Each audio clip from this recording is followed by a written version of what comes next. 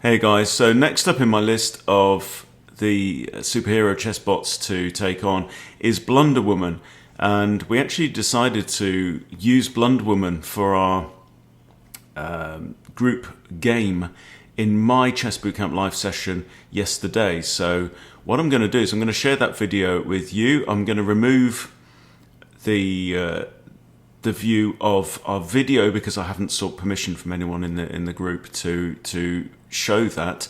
So I'll cut that off. But do look into it. You'll hear all of our voices, and you'll get a feel for how it works in some of these sessions. We don't always do chessbot games. We can do other things as well. For example, we then got onto a discussion about different ways to respond to 1d4 when you've got the black pieces, and we've decided that we'll probably start a new series going into the Indian defences with black as well. But I thought it's really interesting. It's a really, really good game. We decided to play the Smith-Morra Gambit against the Sicilian, which is the new one on me, but definitely exciting.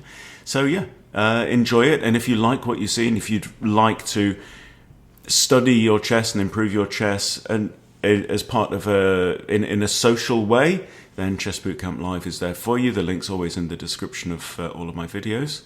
But yeah, also notice how we all played, as a group, we played better than any of us would normally play as well, which I think is interesting. So it's definitely a way to cross-fertilize and to learn patterns and approaches and ways of thinking from each other in that take you out of your normal patterns, your normal kind of routine. So anyway, enjoy the game. Blunder Woman was true to her name. Dropped her queen about 6 moves into the game against me. Yeah, I think you posted. Did you comment on my video with that one? Commented, I think, on your Martin video. Oh, right, yeah. Okay, so let's take on BlunderWoman. So 1650, that's stronger than all of us, but is she stronger than all of us combined? So what I thought we'd do, let's just take like the rest of the hour and work through this as a team. And also particularly, I think, looking out for when we play principles and when we play using calculation as well. I think that's kind of something that's fascinating me at the moment. Okay, so I don't know who this one's meant to be based on. Botez. Could it be Alexandra? Yeah, Botez. And she was true to her name against me, dropped her queen. The Botez Gambit. Yeah.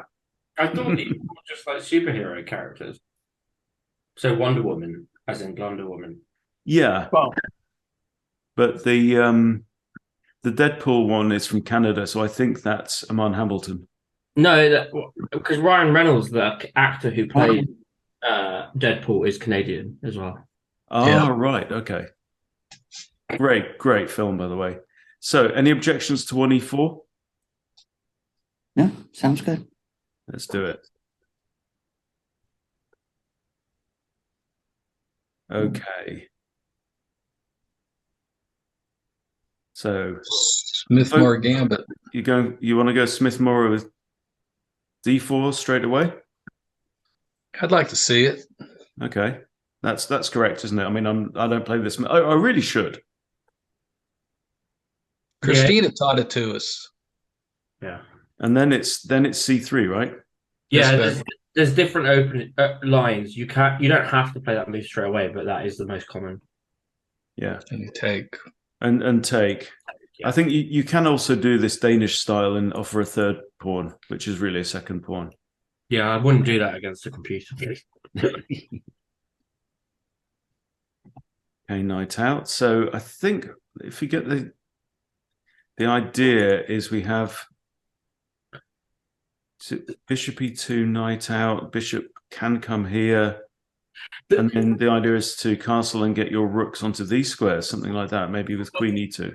The Smith-Morra is not that setup based, but I think if they play this move rather than e6, then it at least makes sense to develop the bishop to c4.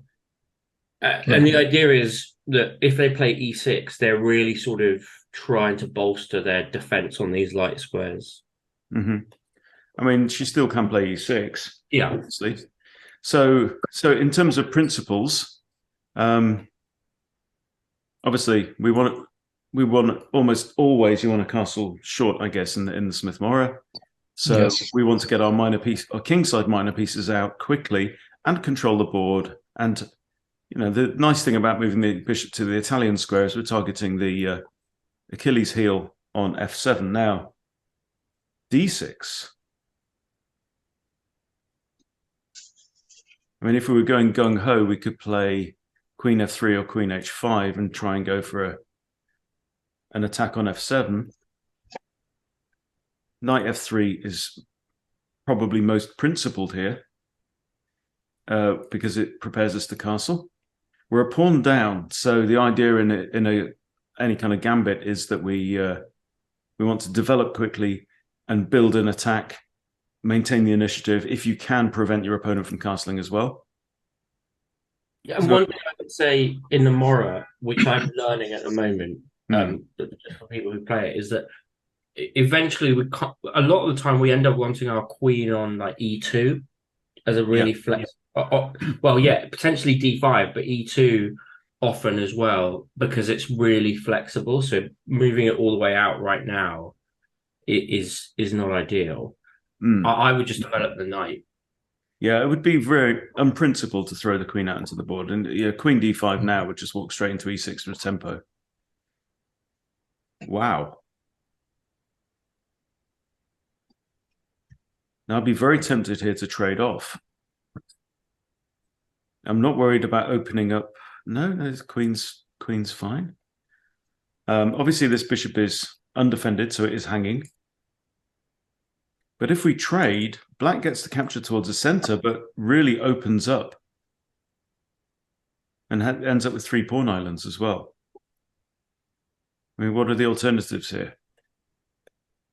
Block the attack with the knight. Drop the bishop back. And yeah, but then if they take, we take, and then we get doubled isolated pawns on the b file. Yeah. Although we have captured towards the center, I still don't like this pawn structure. It's going to cause us problems to defend later. Yeah, especially without a c pawn. That's true. Like if you can put your you can put a c pawn on a c4, for example, like then you're okay, I think. But yeah, without it. Yeah. An alternative, I would definitely queen e2 now. Then if they take, we take back with the queen. So the principle here is right. We're faced with a tactical problem to solve, and one thing that I should always ask myself is, can I resolve that issue with development? Because we're still in the opening phase of the game. So how do we feel about queen e2 now? Takes. You said you like it. I like queen e2, but well, if you think about it, let's say we take, they take, then we've got one advantage is black has 3 pawn islands. Another advantage is that black's king is compromised. However, we've just removed one of our developed pieces in return for one of black's developed pieces, and then it's white to move. So we take, they take. We can play queen e2 then, for example, or we can develop another piece, which means we will be 3-1 up in terms of development after this. Or if we play queen e2, we capture with the queen. And then they're going to have a tempo on us with the pawn move, right? Possibly. Maybe we can take Is that. there something wrong with queen If our b3? queen's here, we've got 3 attackers on that pawn, actually. Yeah, okay. There's no bishop there, that's gone. So I think that would just lose the pawn. Oh yeah, queen b3 is an interesting idea too. Yeah. Threatening to take. Yeah, that's nice. We're also targeting the b7 pawn, which is currently undefended. There's kind of a big problem with queen b3. Hang on, because then they get the move knight to a5. Yeah, and you get this quite often in the Danish as well. That's an annoying move. So they're attacking a pin piece, and that's Yeah, So queen e2? I like it, What but takes? I would actually take it and ruin the structure, but I actually, one or I the think other. whatever people want to see in terms of how they would play in a game and how we handle the position might be better. If I were playing, I would take the bishop, but I'd love to see what happens with queen e2. Queen e2, a queen a4 is similar as well, because then if the bishop takes again, we can capture. But after queen a4, we're also pinning the knight on the king. But then ask yourself the question: can we attack the knight? Well, we have knight d4 attacking both the knight and the bishop. Queen a4. This doesn't work. We can just capture the pawn with the queen or bishop. Yeah, but ultimately, still that knight is defended by a pawn. Like, it's not going to be any great. If I were going to develop here rather than take, I would probably play queen e2 for some reason. Queen e2 being the moral move. So how do we go about figuring out which is best? To take and mess up their pawns? But if we take, we mess up their pawns, then it's white to play. And we can still play, for example, queen here and target the loose pawn on e6 and this loose pawn as well. So I think I'm leaning towards captures and go for the structural advantage.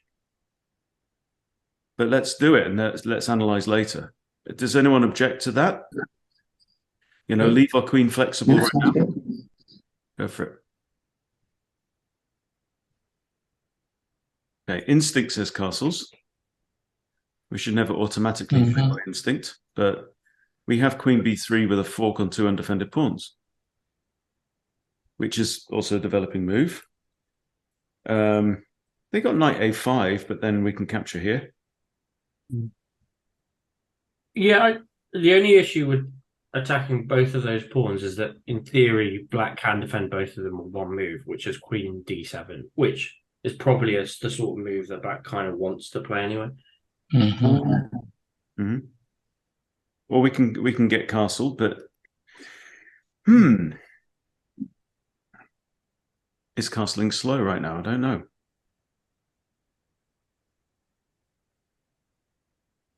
If I was playing, I would castle.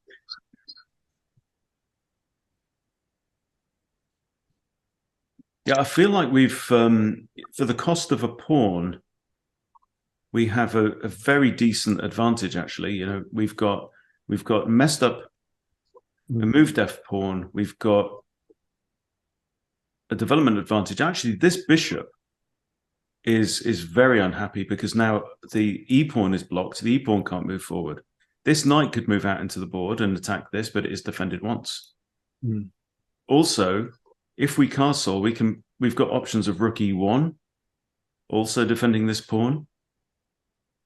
So I think, yeah, that's the way I'm leaning as well. And I think, Peter, isn't it true that in the Smith war you want to get the castles into the center? That is definitely true. The one thing I'll say is also, in this sort of position, one thing I've realized that I'm not very good at is that you sort of want to prevent black from castling. To justify the pawn that you've gambited, it's not just about you getting the rooks to the center. You want to constantly make threats here, which is the only reason why I would consider a move like knight to g5. I hate that sort of move generally, but I've learned that in the Mora you have to be super aggressive. So I would castle in a game, but the truth is that might not be the best move here, or I might just be wrong because I still don't really understand the Mora. Okay, so what happens if we play knight g5? We're attacking this pawn. There's no light squared bishop to defend. The only pieces that can defend, I think, are the queen or the king. Yeah, and then here, if the queen does defend, now we can double up with something like, queen to b3. Or queen f3, threatening to come in here. Right. We can. So I'm just operating on the principle here that in the Mora, in particular, you have to be really aggressive. but it doesn't come actually that instinctively to me. I would rather castle, but I know that that's how I've gone wrong with the Mora. I mean, castling's a good idea generally, obviously in the opening. But one other thing to consider is what threats are there? What potential threats are there? What does black have? Black's behind here. This bishop is not coming out in the next couple of moves. The queen could come out here or here, but that doesn't feel like much of a threat either. So I don't know. I'm kind of drawn to this knight g5 move.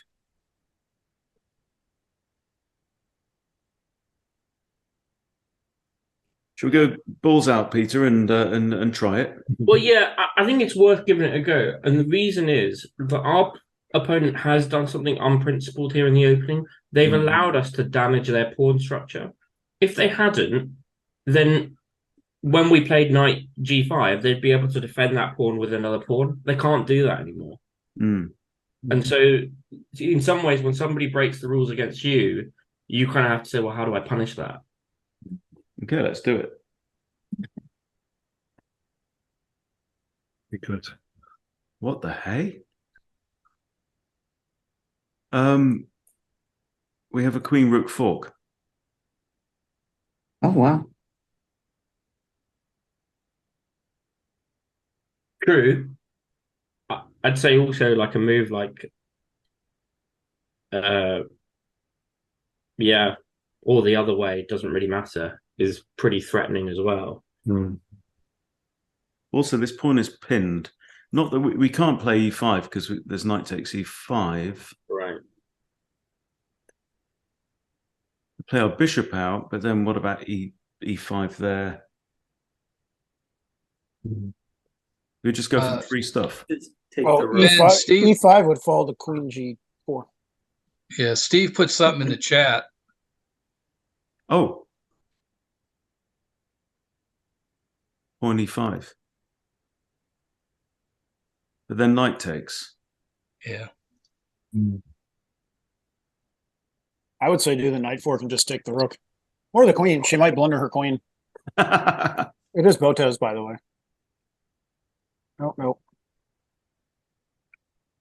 mean, surely we just take the rook. Yeah. We're actually up in material here. Okay. Yeah. I will say that I think it is worth, when you're in that sort of position, though, asking whether it really is, like that knight's going to end up trapped in game. Do I want to swap this knight for a rook? And I'm not sure I would have wanted that there. Well, I mean, playing grown-up chess, our goal here is to work our way, is to earn a winning position in the endgame. Right. Oh, no, never mind.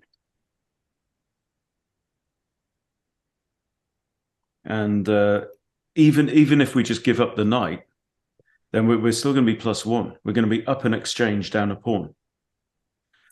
So in every cell in my body is saying castle now, and then Yes. Yep.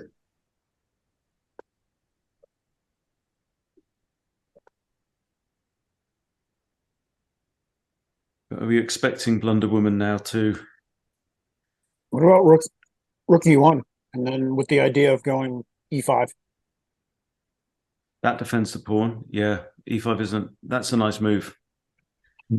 Yeah, I mean, the thing is, bishop f4 also.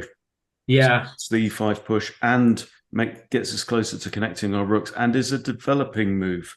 Bishop f4 just prompts them to play e5. Yeah, Of course, we can't rook play e1 queen. We may can't play also queen prompt- g4. Rook e1 may also prompt them to play e5. Yeah.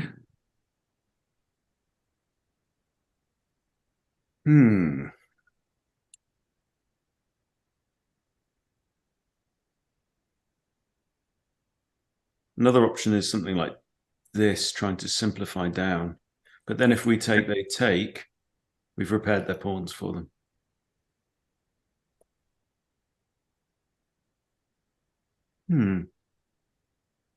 I kind of like rook e1. Because if you look at it, right? What is if this rook had little thought bubbles dreaming coming out of its head? Where does it want to go? Right, it's only got one square anyway, and it's a better square than the square it's on now. This bishop could have many ideas at some point at the right time. Bishops are quite flexible that way. The And only they can hang back. would say is that in the Mora, actually, a lot of times you want your rooks on the D and C files, not the E and the C files. But every game is different, right? So I totally get the logic of rook. That's quite often based on the idea that they're going to have their queen on C7 or something like that. Yes, they have a king on the D file, which shouts out, "Let's get a rook on the D file if we can." But then there's nothing wrong with this. But yeah, I think rook E1. Does anyone have a strong objection or an improvement? That's what I would play. Let's do it. Okay, there we go. Okay. So now there's a lot of space around the light squares, but we can't access those light squares right now. Knight in looks kind of natural. They take, we take. I would say knight in looks like a great move. Yeah. Because we're saying we can't access the king because of that knight. And we've got an outpost square we can use. Yeah. Mm-hmm. And then what? Take back with the queen so you can evacuate. What the hell? Okay. Yeah, what's the idea here? Can't go there, it can't go there, it can't go there, it can't go there. We can hit it. I mean, That actually hangs this pawn, but if we trade knights first, let them do this, then we've got this with tempo. It's actually a skewer hitting the knight. There's no way to defend the knight. There's no good way, and this rook c4 is the only way. So this is what I'm thinking. Takes, I imagine EF, and then we can develop our bishop, and now we've got major pieces all on the back rank. Yeah, I suspect that the only reason that move was played is so that they can block with the knight on e6 eventually. Yeah. What is that? As in, so if we take and then check. Take here, queen here. I'm not sure that check Knight back. does it? Hey, Susan, you're saying you're not sure the check is. You do Like have Peter said, the knight comes back. But I would still trade the knights here instantly. It's the only and best defender of the king, basically. Or the best defender of the king. Another nice thing about having the queen on g4 is we could have the option of retreating our knight here. And if queen takes, we trade off the queens and we really mess up their pawns again on there. Now, it does leave life better, but they've only got one rook, remember. So I'm kind of drawn to this. I mean, it's a nice knight, but again, black can trade off on their terms as well at any time. I But guess actually, for us to have a pawn on there, that'd be pretty evil because it's. they are making a threat. Actually, I've just realised is in the knight to c2 forks our rooks, right? Oh yeah. True. Oh yeah. I mean, we can defend with this or this, but this comes with check as well. And then we can't play rook e2 to defend because they can take it.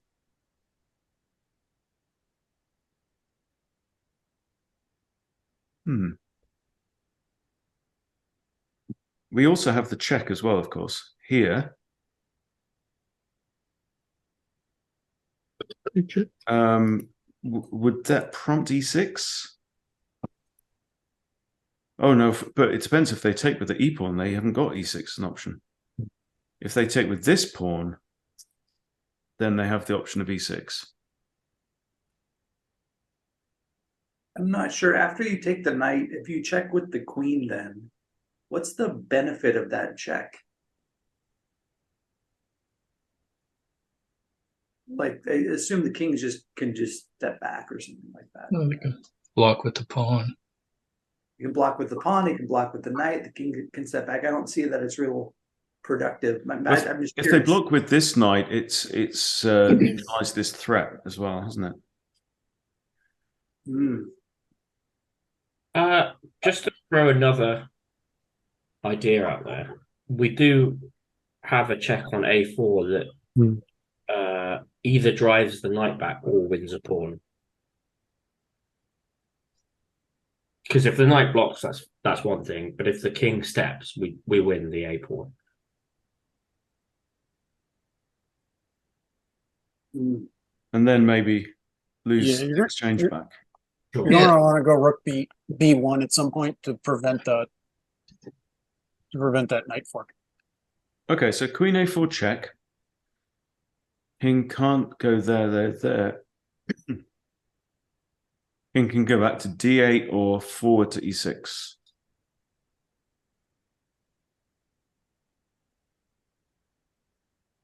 Then if we win the pawn, we fall to this. Well, no, if the king steps forward. Oh no, yeah, okay. Yeah, the queen's. Oh, we trade queens. Well, trade queens. We can trade queens, and then actually the knight or the rook has to take. If rook takes, then this square is no longer protected. So queen here, king here, take the queen. Knight comes back and takes the queen. You're gonna want rook B1 at that point. And then we have time for rook B1. Okay. I'm liking Pete's idea. What if they block with the rook? They still keep that file. Rook B1. You still have time for rook B1. Well, then the rook's pinned. Well, yeah, you still want to play rook B1. Okay.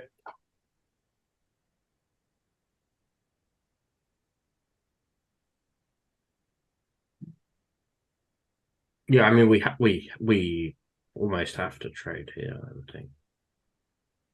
Trade, knight takes or king takes, and then we have time for rook B1. We are up in material.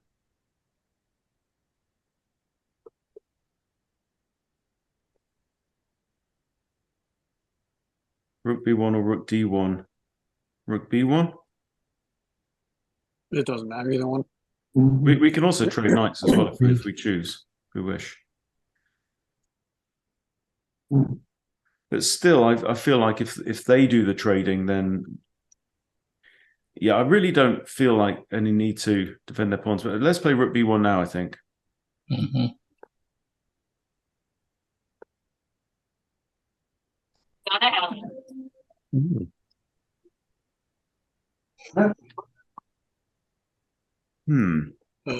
This messes up their F1? pawns again. King F1. Oh, right. They want to do this now, do they? But then we have king F1. Well, Well, we have an F oh, I pawn guess that's no, never mind. Yeah, because well, king F1 before the knight comes in to E2. Well, then the knight can't come in because it's lost. We have Right. two attackers on that square. Right. What is the threat that they're making? There we move. Right. They can take the bishop, but yeah, I'm not too concerned. We can't push this pawn because it hangs that one. This is still an idea, kind of accepting the fact that the knight is horse meat at some point, but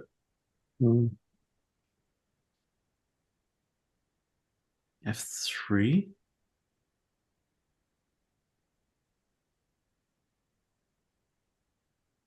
Why can't we just develop the bishop?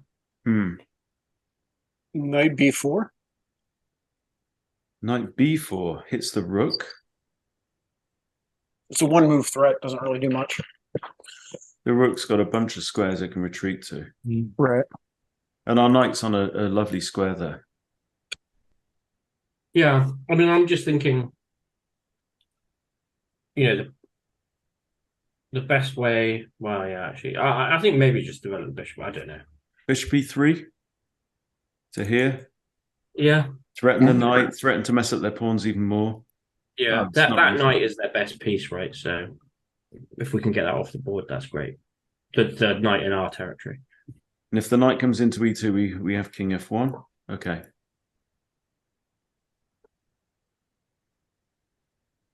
Right, that removes one of the pawns that could have recaptured this knight. So therefore, if we take here with check, they're going to recapture that way. We also have a check there. No, rook takes. Takes.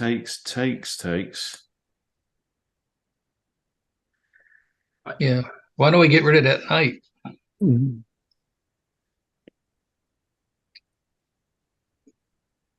Yeah, I mean, here it doesn't really matter the order if we're going to trade both minor pieces, pairs of minors off, because one of them is traded with check, right? So you can, if you want, do that.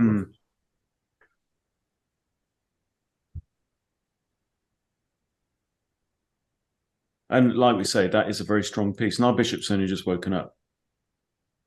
Yeah, I'm saying that if we are going to make that trade, the only if we want to make the other trade, we should make it first because it comes with check.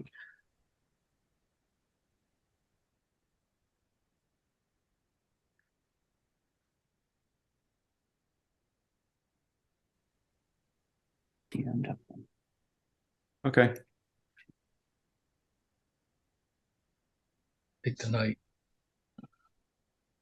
Yeah, take the knight and then rook EC1. Take the knight first and then rook EC1. The takes, rook EC1. It's got to be good. I mean, we're up a full rook right now. Yes, we don't expect our knight to survive the night. Well, as I think Tucker's envisioning, maybe the best way of saving our knight is to somehow get a rook. Exactly, yeah. King here, knight is saved. Yeah. This would close the file. And then rook, yeah, but then you have rook C1. You have rook takes rook and then rook C1. Oh, Then they play B6. Well, the bishop actually protects that pawn. B4 might force the issue. Yeah. If the rook moves back here, then we can trade. Take. Oh no, because then if we move, we've got to watch out for this passed pawn as well. yeah, In a blitz game, I might start moving my king over. B4. Why aren't we taking the rook? If we take the rook, then D6 recaptures. Then they've got maybe even this, and they've built a wall against their own bishop. But right now, their bishop X-ray protects. So if we trade rooks, the pawn goes on C5, which is protected by their bishop. Yeah. But B4 here, if the rook wants to stay on the C file, it's going to have to move somewhere else. I'm drawn to this. What if they come here? We just push F3. Okay.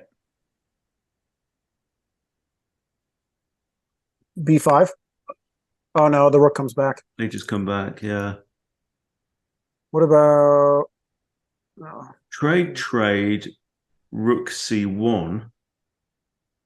Pawn pushes, then we've got Might be able to get you a knight out. I'm definitely inclined to trade off. It's their final decent piece. And they might have to waste time trying to hunt this knight down. In which time we've got a happy hunting ground for our remaining rook. So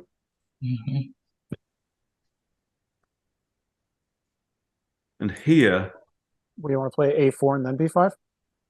They're gonna, if they do this, then the knight gets out. Yeah. Immediate B5. They take, we take, and our rook is a monster. If they push, you just keep pushing. Push okay, let's go. Push him.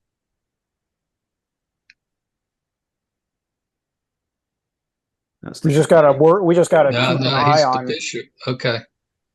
But now we Yep. have check, right? Yep. And We that have check. X-ray defends the knight. Well, it pushes the king up one. Yeah.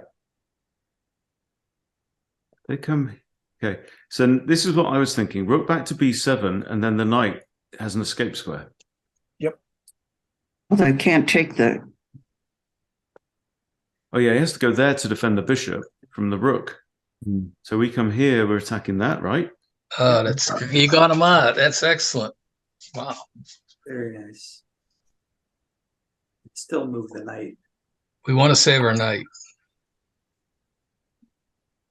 Well, the knight's not in immediate danger. We could Pawns, trade though. pawns. I'd want to get the knight out and start picking off these pawns. Yeah, we want the knight in the vicinity of these. Yeah, we gotta raiders, start don't getting our king. Ooh, And we're out of yeah, or the, yeah, you king, gotta, king F1. Or yeah, we? Yeah, I think it has to be. yeah. put the rook on the C file. I would, before we do that, just calculate it through and work out whether we might have to sack the knight for the pawn. Yeah. Is You can always take one out. Yeah, but he just We replaced. got to worry these front ones though.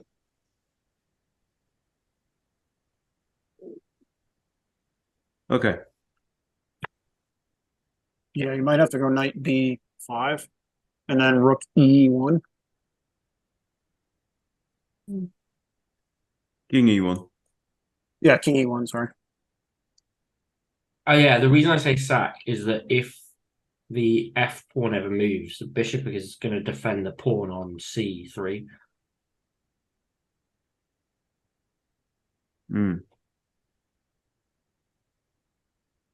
This isn't a threat because knight takes and we're sorted because knight covers both advanced squares. King E1, Bring the rook rook C7, knight B5 are all options. I think I like rook C1 first before knight B5 because the knight will block the rook if you move the knight to. Rook here. Well, I guess it doesn't matter which order you do it in. There, they simply can't push immediately because we take. Same thing with the knight move there. Yeah, it doesn't really matter. I think I agree. It doesn't really matter which way round we go. Now here, right? Oh no, because then they push. Two connected passes on the third rank beat a rook. We're going to have to sack the rook now, I think. But if they push C2, Then you've got king D2. we have king D2. But if we push D2 with check, we come here. That's also okay. No. Remember, they've got to check with their bishop. If we give check here, we force the king back there. Or he goes E7. Whoa. No, if we give check here, the king has to come there. There's no other legal square.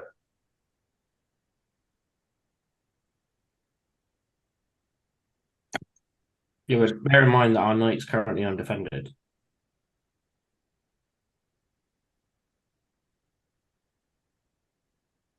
That doesn't work. I don't. I was just looking at that. You check. And don't forget that the C pawn's queen What- is covered by its bishop. Yeah.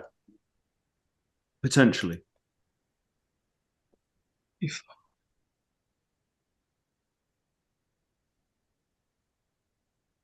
That king moves back.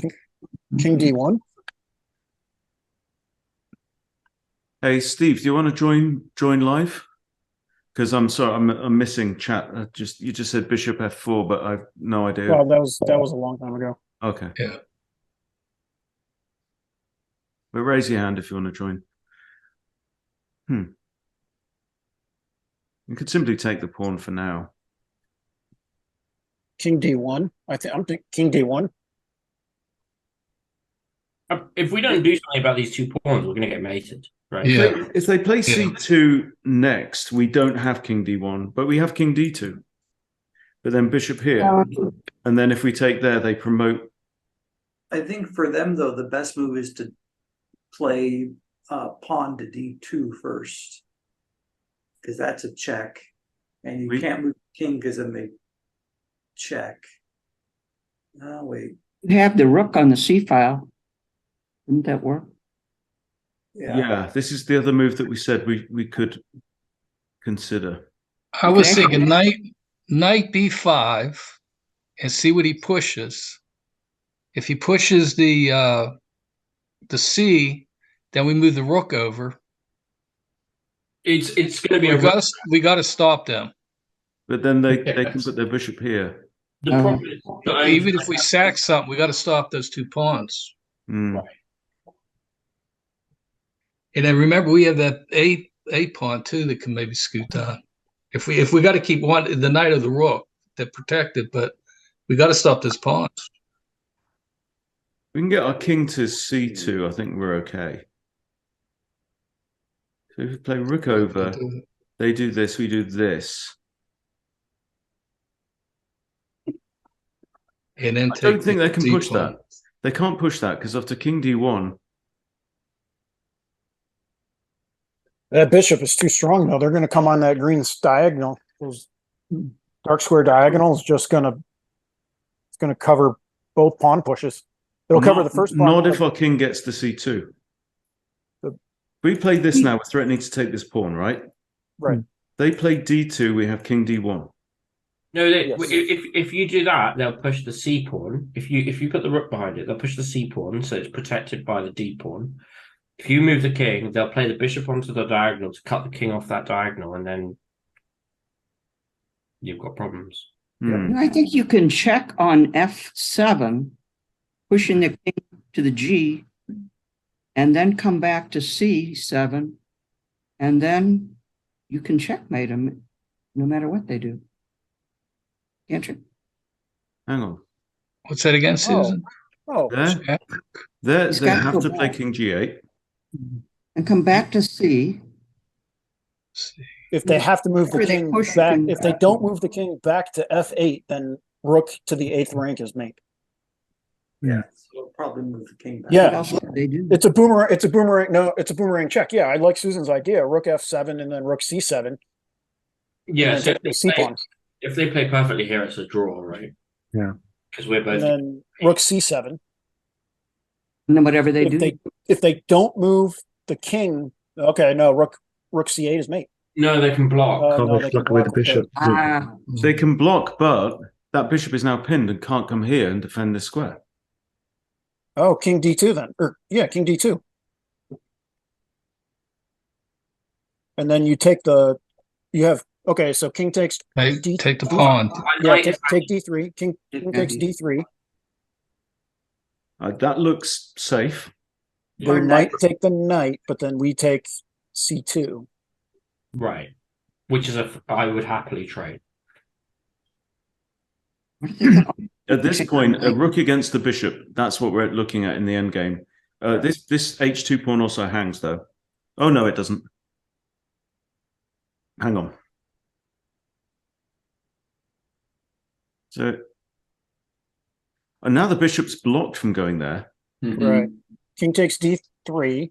They take the bishop knight. Takes knight. Rook takes c2. Or king takes c2. Or king takes c2. Yeah, I think we give up that. No hesitation. We gotta pass pawn. Yeah, that a pawn. We're fine. We just get rid of those 2 pawns. Okay, then. I mean, we could even push g3 now. Yep. And that stops the bishop coming here as well. Oh, okay. Saves our pawns.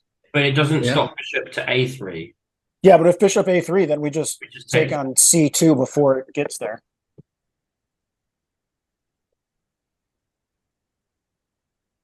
Yeah, I think g3 is their best move. G3 is good. We've got rook takes here as well. If rook yeah, takes but that drops the pawn. That drops the pawn. But then G3 and the bishop's trapped. Yeah. A rook is here. It defends No, because then they got bishop G1. They got bishop G1, but it's still trapped. Our king side was in. okay, yeah. Yeah, that's true. But what happens if they eventually if they take the our e4 pawn with check? Do we have to watch out for something there? No, we just recapture the rooks. The rooks got this one covered. Yeah, I think G3.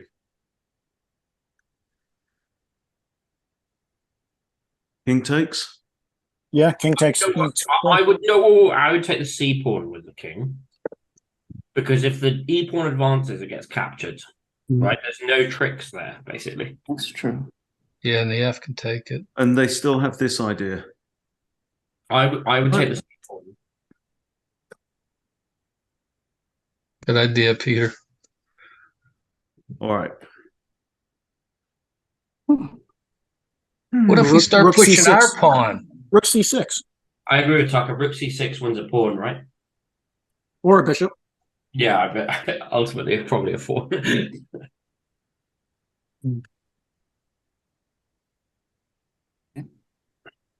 They're trying to block this, but we have king B3. Doesn't that win another pawn? Mm-hmm. Oh, Drops it. Well, it's a pawn trade, right? and Yeah. so if they take here, we take here, we hit the bishop. We can also then establish our rook, something like F1, and their king is then quarantined onto 2 files. It's got to be a winning position.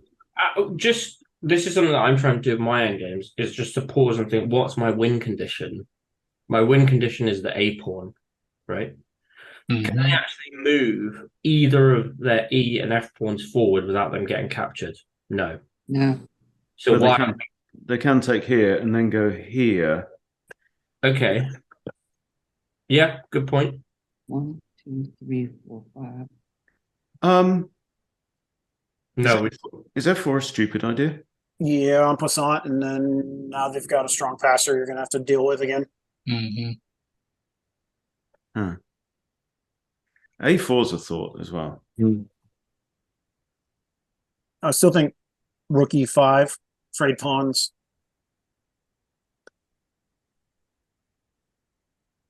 Now, this pawn's no threat whatsoever. This pawn surely can't do much damage. We get our king over to E2. yeah. If we get a light squared blockade of the pawn, there's nothing they can do really. Right. You even double up these pawns side by side. Here they push with check. We push. If you put the king on E2, it's hard to see how they ever promote, right?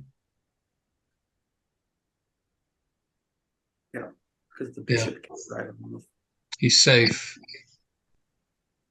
Okay. Rook Now F4. This is an Yeah, idea. rook F4. Rook F4. Either wins a bishop or a pawn.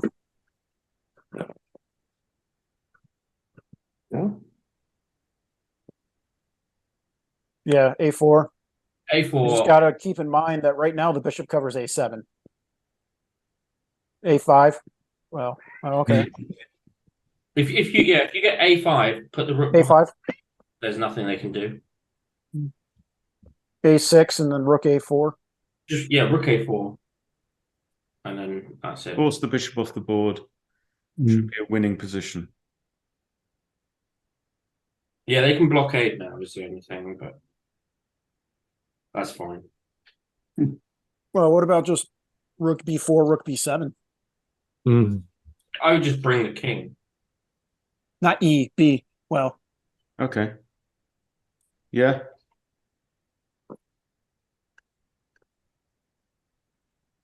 Now, let's say if a king and a rook against the king and a bishop, is that a winning endgame or what?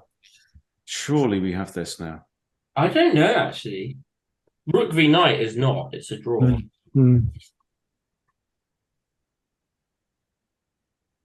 yeah. Take opposition. Well, I don't know about opposition because then they come with check. Maybe just push this pawn and Yeah, then they basically end up in zigzagging somewhere, I think. Oh, rook Rook A5, check. And then Rook H5. Oh yeah.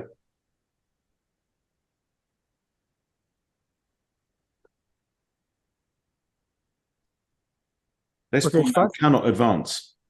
Yeah, just push the king, really, I would think. I think so. And then he's out of moves, yeah. We just push the pawn here, really, I would have thought. Okay.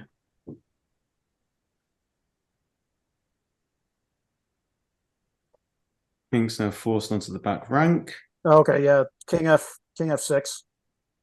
Oh, King yeah. F6 would put us in opposition. So what we want to do is we want to force their king to go into opposition. Okay, there's no stalemate. It doesn't, yeah. You got to take. Yeah. And then pre-move Rook A8. And it's exactly 6 p.m. London time. Well done, boys and girls. That was fantastic. Okay, so I propose we Game have review? a comfort break. Make yourself a Steve, cup what's of up? tea, pour yourself a coldie, whatever you want to do. We'll reconvene in a couple of minutes, and I'll pause the recording, and then we will do an in-depth review. How's that sound? Okay. Okay, see you in, well, call it, 3 or 4 minutes. So, how do you think we did? Place your bets. I think I'll guess the ELO. it must be 16. I'm gonna say 1500. 17. I thought that was a pretty accurate game overall, actually. Yeah, I think I'm leaning I towards agree. 1700. Yeah, I would have thought at least that. No mistakes, guys.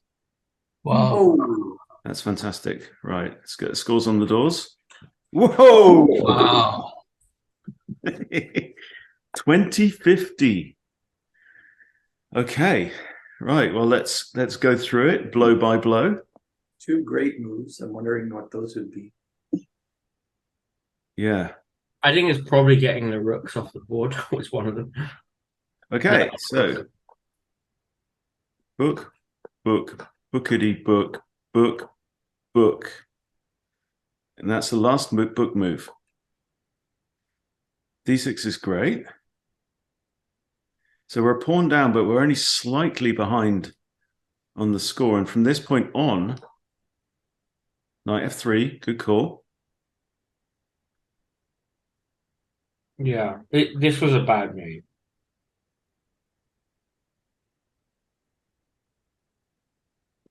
And we deliberated long and hard over this. Yep, And we that's chose the play. best move. Best. Mess up their pawns. Right, our next move is knight G5. Which the computer doesn't love, it looks like. No. Inaccurate. The best Yeah. move. Castle? Yep. Huh? Yeah. But like Craig says, less than half a pawn difference, ignore. Yeah, I'd also say that this is a lesson specifically I've learned for the Morrow, which is it's such an aggressive opening. You just don't want to let your opponent castle. Mm-hmm. So Yeah, they never did castle, did they? No, Yeah. yeah, I mean, this is an awful move. I don't know what. okay, we now play knight F7, obviously. Great move. So what that means is there's one move on the board that's the best by far, and we found it. Excellent. And we're in a winning position already. Okay, now we castle, which is excellent. Is there something even better?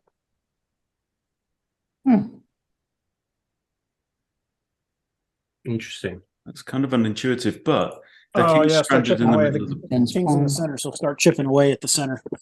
Mhm. F4 F4 E5. E5, they can't advance, and Because if you remember, there were lots of people who wanted to play E5 at various points. If we'd played F4, I guess we could have done it in the game. yeah. Again, though less than half a pawn difference, so this is great. Okay, we now play rook to E1, which is excellent. They like that pawn. Again, F4. Yeah. Still less than half of a pawn. Yeah.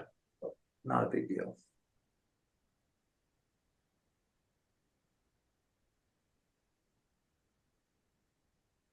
Huh.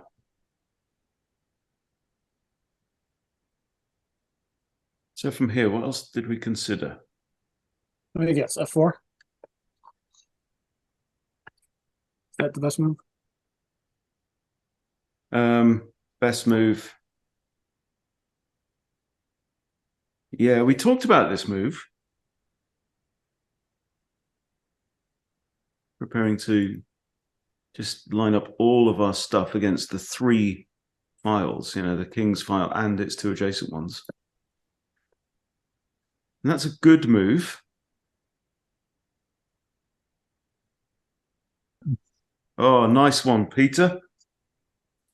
I have to admit, I wasn't confident about this move. Other people should really take the credit. I know I suggested it, but I was not at all convinced that it was the best move. They move the king back. I forget, why did we not take the pawn on A7? Wasn't that the plan? We're worried about the knight fork on B2 Okay. or C2. Sorry. Yeah, if we take here, Best best move. move. Yeah, I did wonder about this because we have so many threats. But we also have this. Exactly.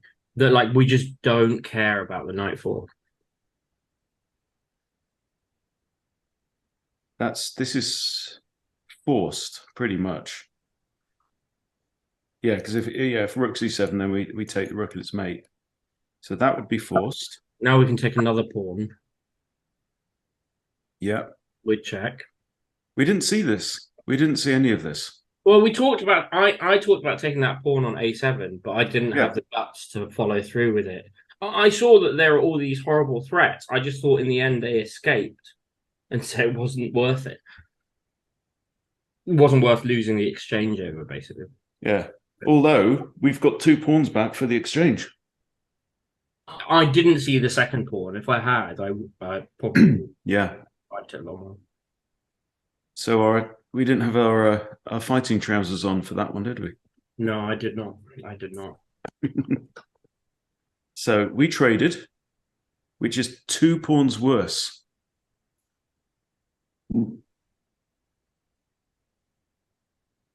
Yeah, we talked about this move as well here, didn't we?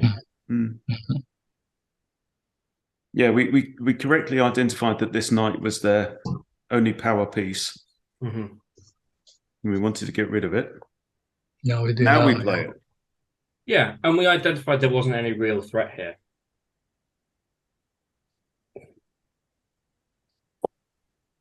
And now we decide to trade off. It said bishop takes first, but marginal.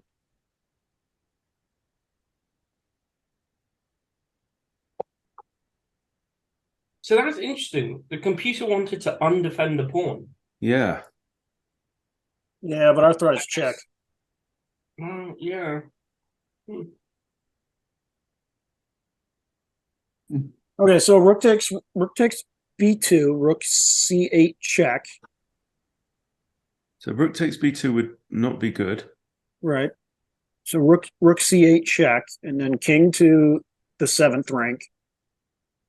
And then rook e to c7. Or rook ec1. Yeah, that's what it's saying. You're threatening mate on c7. Mm-hmm. How do they block it without losing a rook? They have to create an escape. Okay. But then the problem is that as soon as we check, we have to give lift to the king. We can't. It's no longer mate, so you can't move the rook off the. No, that isn't the point. The point is the king is the only defender of the bishop at the moment as well. Although we are getting mated ourselves if we take that bishop. Yeah. So as long as we move a pawn first, like rook pawn c7 is fine. Now rook f6 is forced. Rook takes bishop check. Yeah. And then king g5 would be forced. King G5 is forced. Yeah, now we have to move Oh. it so we don't get mated. King E5. And you just Yeah, now we have to give Luft, otherwise we get mated. Or check with F4, but Yeah, it's the same thing. That's- Because the king takes, yeah, it doesn't really matter. interesting stuff. Right, let's go back to the to what was played. that feels very surgical. Just So we played this. Nice. I like this B4. This B4, I'm very pleased with that move.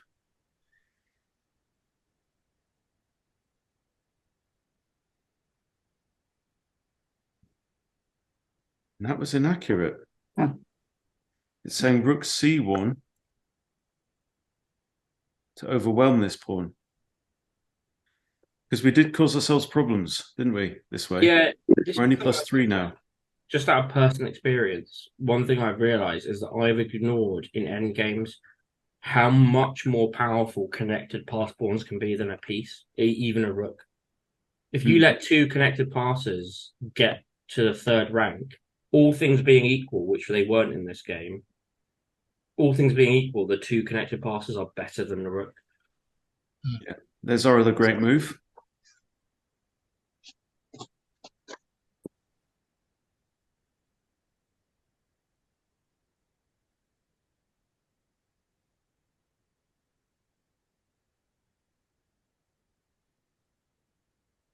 Oh, that's interesting. Escape this way with a threat.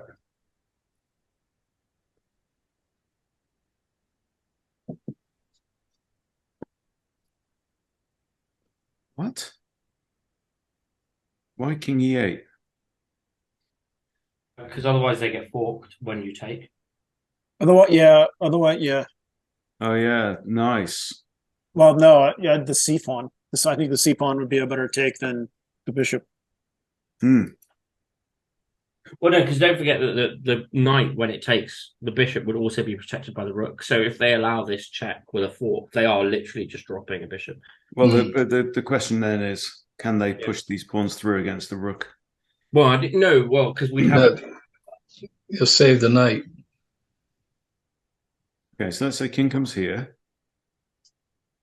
We take and hit the bishop and the pawn. Bishop comes to F8, defending the pawn.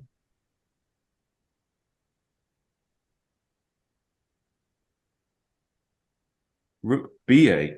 Right. Check. I think the point is that now you could exchange the rook for the bishop. I'm guessing. Or you just take the bishop for free because I'm an idiot. That's better, right? Correct. That is definitely better, getting a free. Oh, I don't know, because now they've got King D6, and now the king's helping those passers. Saying that was best. Oh my god, I do not like the looks of these three passers. Well, I think this is controllable because we can take the pawn on the H file probably with and then we can come back in. Yeah, we can take the pawn on the H file and the knight's going to come back around really fast. This is scary. Oh, we don't have to worry about the E pawn. Exactly. We've got an F pawn. And then, We know that our rook can take out one of these guys at least, and our king can probably take out the other. And Andy is still... yeah. So the reason the key is to getting the knight to the H file is just so that the rook no longer has to defend the knight, and then the knight can race down as well and help with sacrificing itself for pawns. Where's that knight going? The knight's gonna... Even if it just sacks itself for a pawn when it comes back inside, that's totally... Yeah, but which pawn, though? The F pawn? That's not a threat? Well, no, first of all, we can check the king off of here. But we can get behind one of these pawns as well. This is a lot easier to handle than just a rook against two connected passes. We've got so many pieces to deal with the threats.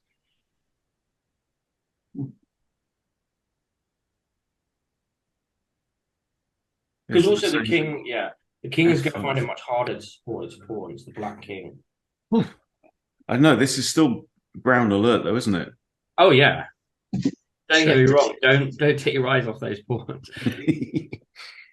Especially this one, completely passed. Right. Well, Yeah, already we've got space for our for our pieces to at least operate. Rook c8. It wants rook c8, but Yeah, I think you need to get behind one of the two real passes here, right? The C and D pawns, and cut the king off from their defense. And now we can start. now bring the knight in. Exactly.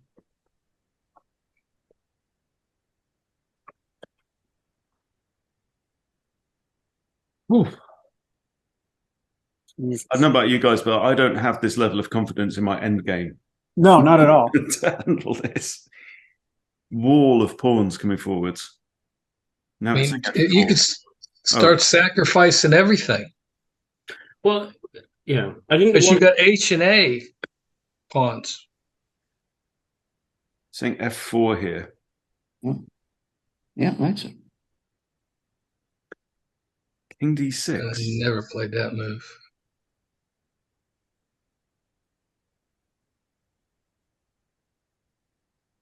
because this is all about undermining like the king's defense of these pawns. Because if we check from behind now, we win. We basically win the D pawn. King c5. Okay. Now where are you winning? Yeah, you just keep checking until you get this king away from that pawn. Rook takes check. Take Well, it's saying knight. Oh no, now it's no, they're both equally good. Yeah, Completely winning now. This And is now why a knight guards this. A knight can give up its life. Wow. this is why I'm saying that it's fundamentally different having like a knight and a rook against these pawns than it is just having a rook. It's completely different because you can't do these sorts of things with just a rook.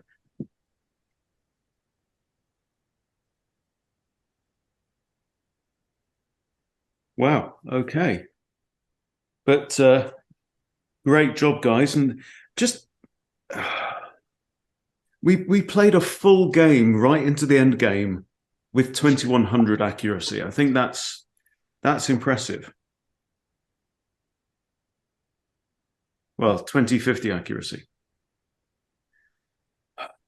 It looks stunning in the opening and the end game as well. Middle game accuracy slightly lower. But the opponent had to play very well as well. But like you say, BlunderWoman did really open the door for us early on in the game.